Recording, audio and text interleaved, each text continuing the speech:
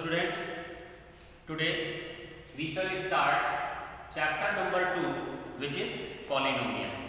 Student, in this chapter जो कि हमारा polynomial है, इसमें हमें basically polynomial के बारे में जानना है. तो student, in previous classes means to say 7th standard, 8th standard, 9th standard में भी आपने polynomial के बारे में काफी कुछ पढ़ा है. 7th 8th स्टैंडर्ड में स्टूडेंट आपको बताया जाता था कि जो पॉलिनोमियल है वो नंबर ऑफ टर्म के अकॉर्डिंग कितने टाइप का होता है. तो आपने देखा था कि मोनोमियल, बाइनोमियल, ट्राइनोमियल, इस तरीके के टाइप नंबर ऑफ टर्म के अकॉर्डिंग आपने पढ़ा था. 8th में आपको उसकी डिग्री के बारे में भी बताया गया कि पॉलिनोमियल की डिग्री कैसे डिफाइन करते हैं, इस पॉलिनोमियल की कितनी डिग्री है, इस टाइप के क्वेश्चन आपसे पूछे जाते थे. तो highest power of the variable को देख करके, ऑब्जर्व करके आप डिसाइड करते थे कि उस पॉलिनोमियल की डिग्री क्या है. तो स्टूडेंट, इसी टॉपिक को फिर से हम जो है यहाँ पे रिकॉल आपको करा देते हैं. तो फर्स्ट ऑफ ऑल मैंने डिफाइन किया है पॉलिनोमियल को, आप देख सकते हैं, an algebraic expression of the form px equals to polynomial in term of x. इसको पढ़ते हैं, equals to a0 plus a1 x to the power 1 plus a2 x square plus a3 x cube plus dot dot dot an x to the power n student. In this combination is called a polynomial where a0 a1 a2 a3 जो आप student यहाँ पे ये देख रहे हैं ना as coefficient के तौर पे, ये कोई रियल नंबर्स है. यहाँ जो an राइट किया गया है स्टूडेंट, वो an इक्वल टू 0 नहीं है. वो अगर 0 हो जाएगा तो ये पूरा टर्म जो है 0 हो जाएगा. तो स्टूडेंट, इसके लिए मैंने कुछ एग्जांपल्स लिखे हैं और रियल में एग्जांपल ये है, जैसे 2x + 3, ये एक पॉलिनोमियल है, यह भी एक पॉलिनोमियल है. यहाँ पर मैंने कुछ जो एग्जांपल्स राइट किए हैं ये सब पॉलिनोमियल है. लेकिन स्टूडेंट, यहाँ इसके अलावा मैंने कुछ कंडीशंस और रखे हुए हैं, जरा आप देख सकते हो. यहाँ पे देखो आप x² + √3x + 5, ये पॉलिनोमियल नहीं है स्टूडेंट, क्योंकि इस अलजेब्रिक एक्सप्रेशन में जो वेरिएबल x है ना, वो स्क्वायर रूट सिंबल के अंदर लिखा हुआ है. तो अगर स्क्वायर रूट सिंबल हम रिमूव करें तो पावर लग जाएगी उसके ऊपर 1/2. तो वेरिएबल की पावर 1/2 नहीं होनी चाहिए, क्योंकि 1/2 ये इंटीजर नहीं. आपने बेसिक कॉन्सेप्ट इसका पढ़ा था 7th 8th में कि पॉलिनोमियल वो अलजेब्रिक एक्सप्रेशन होता है जिसमें वेरिएबल की पावर कोई पॉजिटिव इंटीजर हो, पॉजिटिव इंटीजर.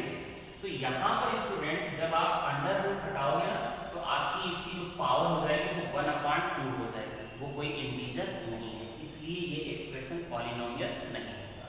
सिमिलरली आप यहाँ देख सकते हो स्टूडेंट, यहाँ पे जो वेरिएबल x है वो डिनोमिनेटर में लिखा है, और ये वेरिएबल x रेसिप्रोकल में फॉर्म में लिखा है. जब ये पावर में लिखा जाएगा तो x टू द पावर -1 हो जाएगी, नेगेटिव इंटीजर हो जाएगा, तो इसलिए यह भी पॉलिनोमियल नहीं होगा. ये क्लियर है, इसकी पावर पॉजिटिव इंटीजर नहीं है, ये पॉलिनोमियल नहीं है. तो these are the some example of such expression which are not polynomial. After this, degree of the polynomial क्या होता है स्टूडेंट, इसको फिर से हम बता देते हैं आपको.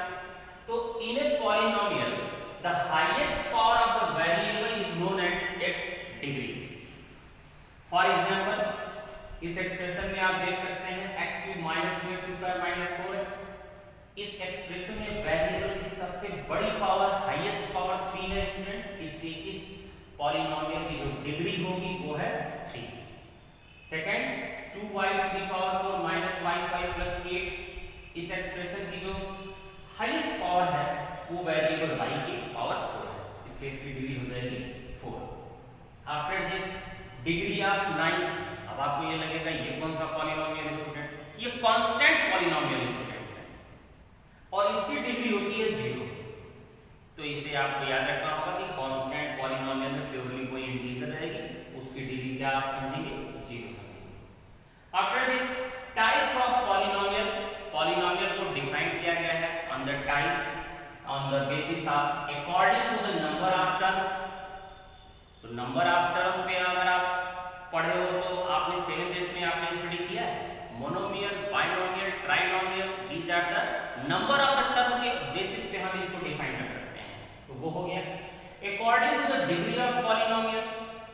इस टॉपिक को हम लोगों को तो जानना है, इस स्टैंडर्ड 9th में भी हमने जाना है, फिर से समझ लेते हैं। According to the degree of the polynomial student, polynomial को डिफाइन किया जा सकता है, मैंने यहाँ पर डिफाइन किया हुआ है, आप यहाँ देख सकते हैं। फर्स्ट टाइप है लीनियर पॉलिनोमियल। लीनियर पॉलिनोमियल वो पॉलिनोमियल होता है स्टूडेंट जिस पॉलिनोमियल में वेरिएबल की हाईएस्ट पावर 1, उसको कहते हैं लीनियर पॉलिनोमियल। तो polynomial of degree 1 is called linear polynomial and इसका जो स्टैंडर्ड फॉर्म है वो ax + b है। इसके लिए मैंने एक एग्जांपल भी लिया है। फिर ax + b में a और b ये चीज रियल नंबर तो हैं, लेकिन a = 0 नहीं है। फॉर एग्जांपल 2x लीनियर है क्योंकि वेरिएबल की पावर 1 है, -3y या 2x - 1, इस एक्सप्रेशन में भी वेरिएबल की जो मैक्सिमम हाईएस्ट पावर है वो 1 है। These are the some example of linear polynomial. Second type है quadratic polynomial। Quadratic polynomial वो polynomial होता है स्टूडेंट जिस polynomial में वेरिएबल की हाईएस्ट पावर 2 होती है। तो इसको भी मैंने डिफाइन किया और इसका जो स्टैंडर्ड फॉर्म है आप देख सकते हो ax² bx + c + c where a not equals to 0। a 0 नहीं होना चाहिए स्टूडेंट। क्यों? आपने कभी ध्यान नहीं, अगर a के प्लेस पे 0 राइट कर देंगे तो 0 × x², this whole term became 0। तो ये हो जाएगा bx + bc, कोई इंटीजर या रियल नंबर है जहां x की पावर 1 है, तो ये लीनियर हो जाएगा। ओके, आफ्टर दिस देखिए 3x² हुआ, y² - 8 हुआ, x² - 5x + 6 etc. These are the quadratic polynomials. Third number is cubic polynomial। Cubic polynomial वो पॉलिनोमियल होता है स्टूडेंट जिसमें मैक्सिमम पावर उस पॉलिनोमियल की 3 हो और इसका जो स्टैंडर्ड फॉर्म है वो है ax³ bx² cx + d। In this a not equals to 0, a 0 के इक्वल नहीं होगा स्टूडेंट। अभी मैंने आपको बताया अगर a के प्लेस पे 0 राइट करके इसको सॉल्व करोगे तो ये क्यूब वाला टर्म जो है ये 0 हो जाएगा, तो ये क्वाड्रेटिक बन जाएगा, इसलिए a 0 नहीं हो सकता। इसके लिए मैंने एग्जांपल्स दिए हैं 3x³ y³ - 27 x³ - 2x² + 5x + 8। These are the examples of cubic polynomial। तो student I hope you are understanding what I am explaining. Okay, in next topic I will start exercise and some examples. Okay, thank you. Okay student, so here I am going to explain you about the zeros of the polynomial। किसी polynomial का zeros क्या होता है student आपने class 9th में find out किया था। Quadratic, बहुत से क्वाड्रेटिक पॉलिनोमियल्स थे और लीनियर भी पॉलिनोमियल्स थे जिसमें आपने किसी रियल वैल्यू को पुट कर देते थे, तो पुट करने से क्या होता था कि वो पॉलिनोमियल कैलकुलेट होकर के 0 हो जाता था। ऐसे में वो जो वैल्यू आप रियल नंबर आप पॉलिनोमियल में x वेरिएबल के प्लेस पे पुट करते थे वो आपका 0 होता है। तो स्टूडेंट उसी टॉपिक को हम यहाँ पे बताने जा रहे हैं। A real number alpha as a zeros की तरह से सपोज किया गया है, ये ग्रीक कैरेक्टर स्टूडेंट है, इससे हम जीरोस को सपोज करते हैं। तो ए real number alpha is a zeros of the polynomial px। अगर कोई पॉलिनोमियल है px, उसका एक जीरो अल्फा है जो कि कोई रियल नंबर है, और अगर उस पॉलिनोमियल में x के प्लेस पे अल्फा पुट करने पर अगर उस पॉलिनोमियल की वैल्यू 0 हो जाती है तो स्टूडेंट उसी अल्फा को, उस रियल नंबर को ही हम पॉलिनोमियल का जीरोस बोलते हैं स्टूडेंट। इसके लिए स्टूडेंट मैंने क्या किया है, एग्जांपल लिया है, आप देख सकते हो यहाँ पे पॉलिनोमियल है x² - 2x - 3। In this polynomial when I put x equals to 3, then while solving this I am getting 0. Next, when I put at the place of x minus 1, then after solving I get 0. So student, 3 and minus 1 are the zeros of this polynomial. This shows that 3 and minus 1 are the zeros of px, polynomial of term x. Okay. After this relationship between zeros and coefficients of a quadratic polynomial, एक quadratic polynomial के coefficients और zeros के बीच क्या relationship होता है। Student, इस topic को समझने से पहले आपको एक बात और जानना चाहिए कि कोई भी पॉलिनोमियल जितनी डिग्री का होता है उसके उतने मैक्सिमम जीरोज होते हैं। मैक्सिमम जीरोज का मतलब क्या हुआ स्टूडेंट की जैसे कोई क्वाड्रेटिक है ना, तो उसकी मैक्सिमम पावर क्या होती है 2 होती है, तो उसके ज्यादा से ज्यादा जीरोज क्या हो सकते हैं 2 हो सकते हैं, ज्यादा से ज्यादा 2 जीरोज हो सकते हैं। तो स्टूडेंट यहाँ पे हमने जो है समझाने का प्रयास किया है कि वो कौन से रिलेशन है जीरोज और कोएफिशिएंट के ऑफ ए क्वाड्रेटिक पॉलिनोमियल। तो consider a polynomial px which is ax square bx plus c. Let alpha and beta are its two zeros. Suppose कोई क्वाड्रेटिक पॉलिनोमियल है, तो हमने जानते हैं क्वाड्रेटिक पॉलिनोमियल के मैक्सिमम 2 जीरोज होते हैं। हमने सपोज कर लिया एक जीरोज है अल्फा, दूसरा जीरोज बीटा है, जीरोज को सपोज किया गया इस कैरेक्टर से। देन द रिलेशन जो होगा वो स्टूडेंट कैसे दिया जाए। रिलेशन पहला है student sum of zeros alpha plus beta, 2 zeros हमारे अल्फा बीटा थे, उनका जो सम होगा स्टूडेंट वो इक्वल आएगा माइनस कोएफिशिएंट ऑफ x। देखिए इस पे जो कोएफिशिएंट ऑफ x है वो कौन है और कैसे लेना, minus coefficient of x upon coefficient of x square का कोएफिशिएंट नीचे लिखना है। तो ये LHS जस्ट इक्वल होता है, means alpha plus beta some of zero जो होता है वो इक्वल होता है माइनस b अपॉन a, जहां b क्या है स्टूडेंट आप देख सकते हैं कोएफिशिएंट ऑफ x है और a क्या है coefficient of x square. Okay, that is why ये ऐसे लिखा गया है। ये पहला रिलेशन है स्टूडेंट। दूसरा जो रिलेशन है स्टूडेंट वो ये है कि प्रोडक्ट ऑफ जीरोस, मींस दोनों जीरोस अल्फा बीटा का जो प्रोडक्ट आएगा वो इक्वल होगा कांस्टेंट टर्म। कांस्टेंट टर्म इसमें क्या है स्टूडेंट आप देख सकते हैं c जो है, c के प्लेस वाली जो नंबर होगी वो कांस्टेंट टर्म पे होगी, तो वो constant term upon coefficient of x square नीचे राइट करना है। ये दोनों इक्वल होता है, मींस कांस्टेंट टर्म c से डिनोट करते हैं, coefficient of x square a होता है, x स्क्वायर का कोएफिशिएंट a है आप देख सकते हैं। तो product of zero alpha into beta equal होता है c अपॉन a के।